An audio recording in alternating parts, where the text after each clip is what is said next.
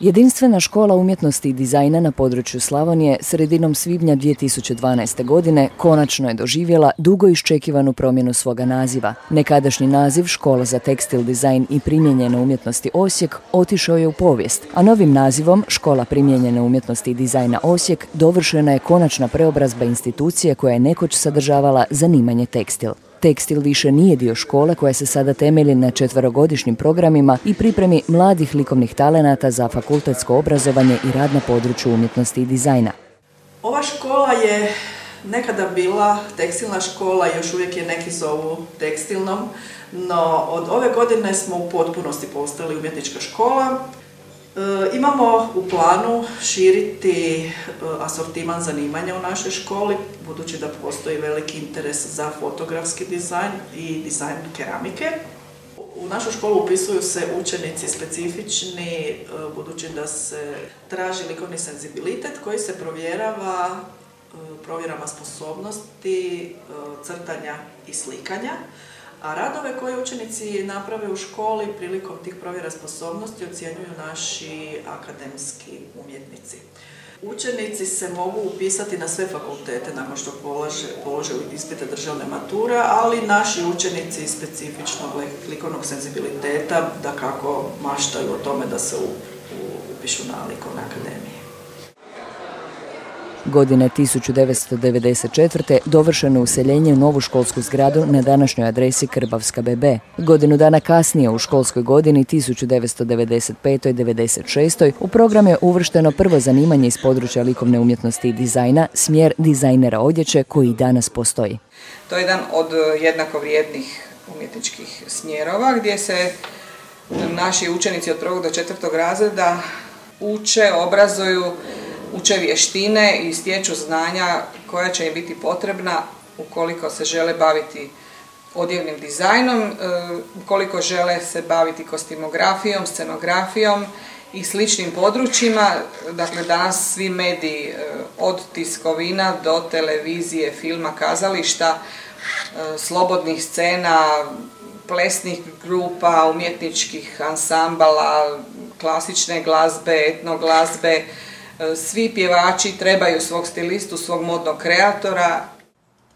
U daljnjem procesu preobrazbe u školskoj su godini 1998. i 1999. uvedeni novi programi iz područja likovne umjetnosti i dizajna, grafički, slikarski i kiparski dizajner. Grafički dizajn je područje dizajna koje se prvenstveno bavi dvodimenzionalnim tiskovinama. Rade se različite stvari, a započinje se prvenstveno sa vizualnim identitetom tvrtke. To znači da osmišljate prvo logotip, osmišljate boje koje ćete koristiti za to, osmišljate maskotu. Osim toga, na grafičkom dizajnu radimo pripremu različitih tiskovina. To su prvenstveno knjige, ovitak knjige, zatim su tu različiti plakati kao vrlo važan način oglašavanja. Grafički dizajn osim toga ulazi i u područje web dizajna, što znači da se radi osnovna web stranica sa pratećim sadržajima kao što su jednostavne ili složenije animacije.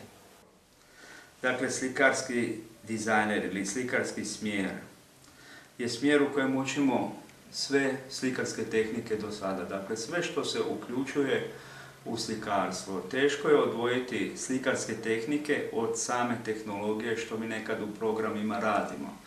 Dakle, obrađujemo sve od samog crteža preko svih slikarskih tehnika, pastela, akvarela, uljenih slika, dakle sve što se događalo do sad praktično u povijesti.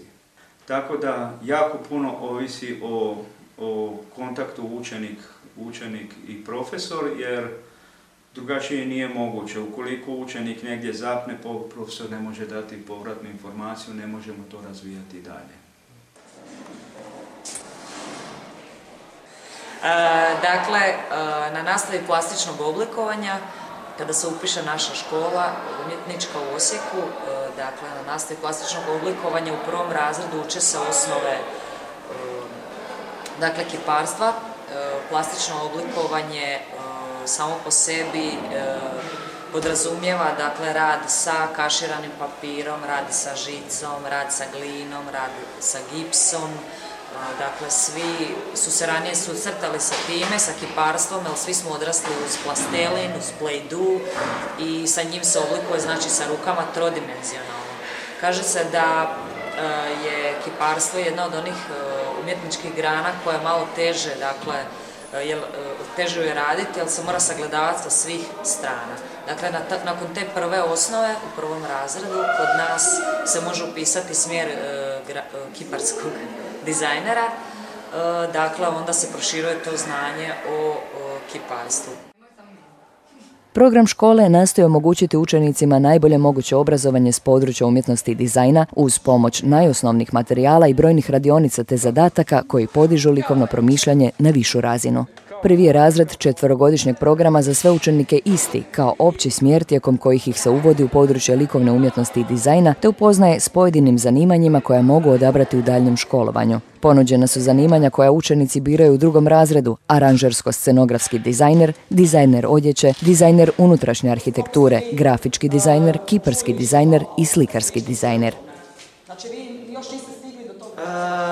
Samo želim reći da nakon završetka prve godine ove primijenjene umjetnosti učenici se opredjeljuju za smjer i najčešće je dosta popularan aranžersko-scenografski odjel zbog materijala i likovnih zadataka koji su šaroliki, njima zanimljivi, dosta pristupačni, dosta izlazi tu na vidjelo idejna rješenja, bilo da se radi o maketama namještaja, makete TV scene, kazališne makete, znači po nekom literarnom predlošku. Dizajn interijera podrazumijeva uređenje unutrašnjeg prostora neke građevine. Arhitektura bi bila općenito uređenje vanjskog i unutrašnjeg prostora, a dizajn interijera je usko područje unutrašnjeg prostora neke građevine. No, način razmišljanja u procesu projektiranja je isti, samo se primjenjuje na različite stvari. Netko tko se bavi dizajnom interijera mora imati sposobnost percepcije prostora. Ne ploha koje obujmljuju taj prostor, nego samoga prostora, a te plohe koje su oploši toga prostora su integralni dio toga prostora. Promjena naziva škole zahtijevala je promjenu njezina logotipa koji se sastojao od osnovnih geometrijskih likova, trokuta, kvadrata i kruga, te šivaće igle koja je obilježavala smjer tekstila. Učenici škole imali su priliku sudjelovati u natječaju za dizajn novoga logotipa koji će obilježavati bit ove institucije. Pobjednički je logotip djelo Ivana Lončarevića, sada maturanta 4. B razreda, a svojim je izgledom zadržao tradicionalne geometrijske likove koji čine konkretan oblik olovke kao najosnovnijeg materijala jer od crteža nastaje gotovo svaka likovna ideja.